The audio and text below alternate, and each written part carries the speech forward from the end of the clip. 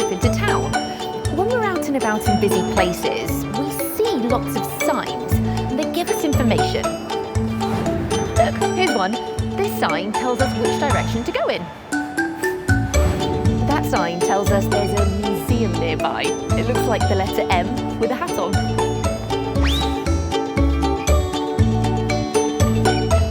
And then there are brightly coloured signs like this one. It's glowing really brightly, isn't it?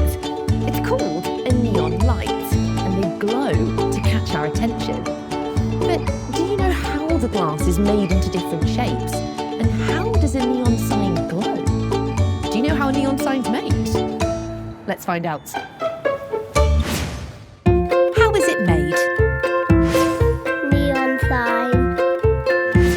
To find out how a neon light is made, I've come here to a neon light workshop. Neon signs come in lots of different shapes and sizes. There are some that spell words, and some in the shape of animals, like this pink flamingo. Look at these dancing neon lights on the ceiling. Woo! To make neon signs, the workshop uses these glass tubes, and there are lots of them. They come in lots of colours. This one's blue, orange, yellow, and they're different widths, like this purple one that's a bit thicker. And that's because different glass tubes make different types of sign. Today, the workshop are using this glass tube, but it's really long and straight. I wonder what shape they're making today. Let's find out. Before the neon sign can be made, Sam designs it on a computer. Today, we're making a blue arrow. Once it's been designed, it's printed out. But how does an arrow printed on a piece of paper become a neon sign made of glass? Let's see what happens next. This is Tony, and he places the long glass tube on the printout of the arrow, and he marks it with a black crayon. Can you see the curves on the printed out arrow? To make the tube curved, Tony needs to heat up the glass with a big flame. You must never go near or touch a flame, but Tony is specially trained to use the flame safely so he can heat the glass so it will bend. To make the glass bendy, Tony uses a special flame called a bench lamp, and as the tube heats up, the glass becomes softer and it bends. It's a good sound. Look, now Tony's blowing air into the glass tube. That's to make sure the tube keeps its tube shape whilst it's being bent. Wow! But now our arrow needs long curves, and for that we need a bigger flame. So we use this. It's called a ribbon lamp. But to find out how heat helps to bend the glass, I think we should use one of my special cameras. This is a thermal imaging camera, and it shows us how hot or cold things are. So let's switch it on and see what happens. At the moment, the glass tube is a purple colour, which means it's quite cool. But what do you think will happen when Tony puts it in the ribbon flame? Wow! As soon as Tony put the glass in the flame, it turned white. That means it's really, really hot. The flame that heats up the glass is so hot, it can reach 650 degrees Celsius. That's the same as lava coming out of a volcano. Tony's bending the glass carefully using his hands. And you can see that the ends that he's holding are cooler because they're still purple. We're nearly there.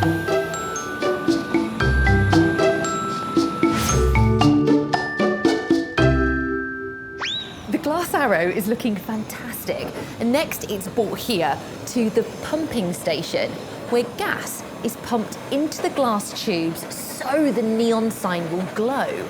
But to connect the arrow to the gas, you have to melt a little bit more glass.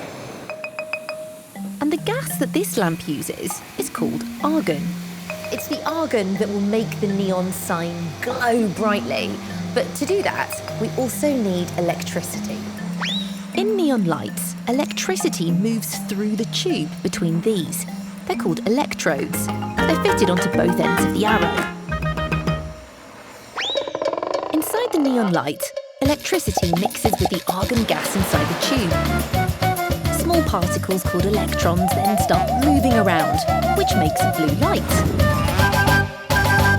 Let's see what happens when Sam switches the electricity on. Wow! It's glowing bright blue.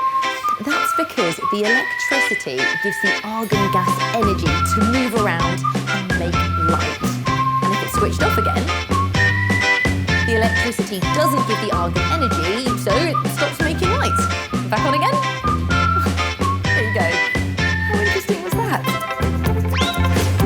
But before the sign is ready, it needs to be put inside a clear plastic box to make it nice and safe. And there you have it, a blue neon sign in the shape of an arrow. Doesn't it look brilliant? I loved finding out how neon signs are made. What was your favourite part? Do you remember the name of the gas that's used to make a neon light glow blue? That's right, it's argon gas. Did you hear the sound the bench lamp made when it was heating up the glass? It's a good sound. And did you see all the different colours on my special camera when the glass tube was being heated up? White means really hot, and purple is colder.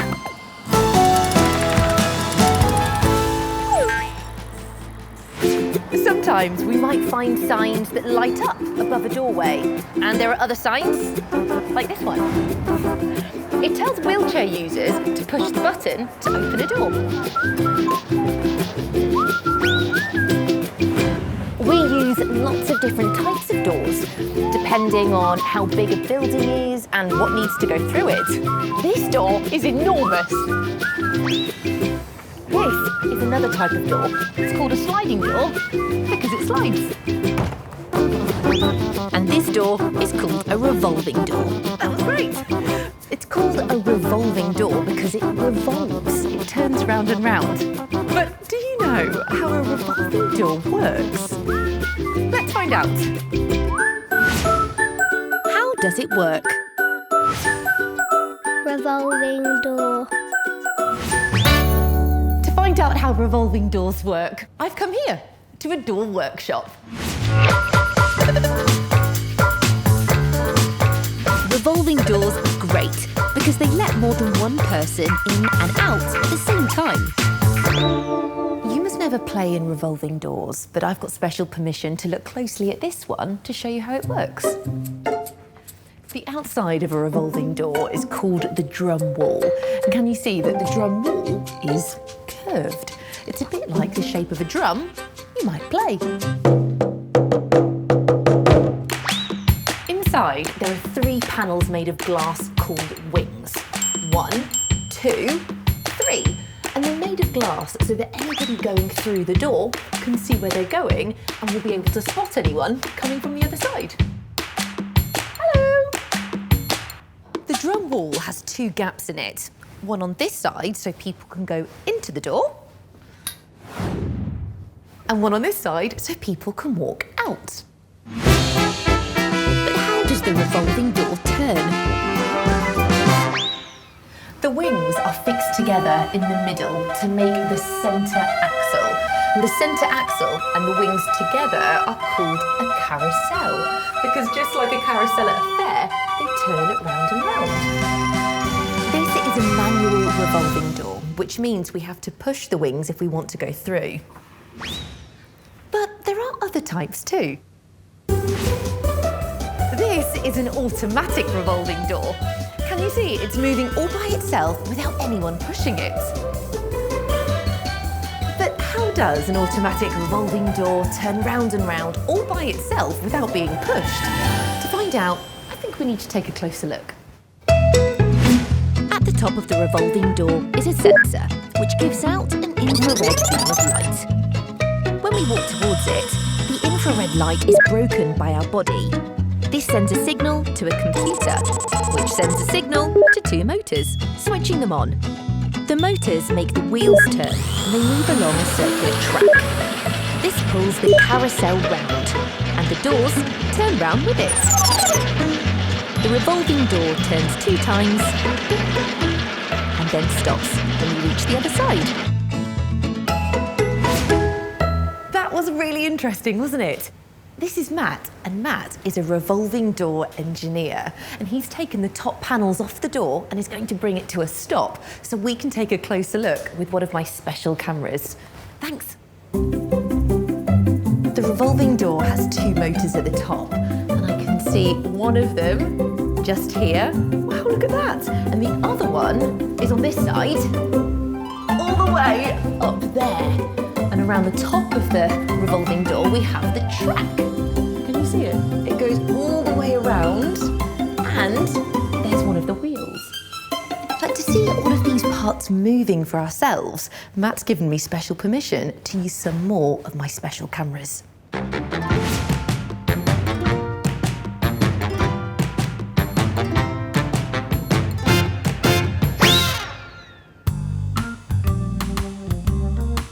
Look, I'm getting closer to the revolving door. But when will the sensors see me? Oh! Look, I broke the infrared beam coming from the sensor, and it sent a message to the computer which turned the 2 motors on. And now the wheels are moving along the track, making the doors turn. Can you hear them turning?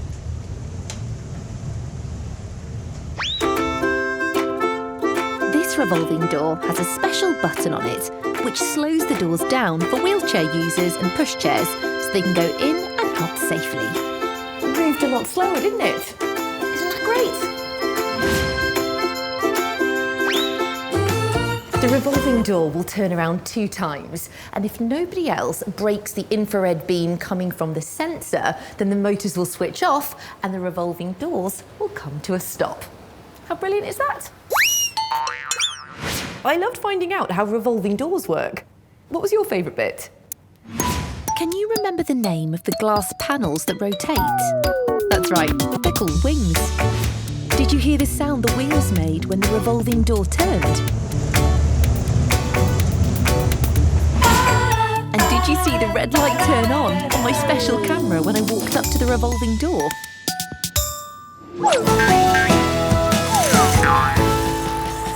So the next time you use a revolving door to get in or out of a building, you'll know how it works. And the next time you see a neon sign, you'll know how the glass was bent and how the gas inside makes it glow.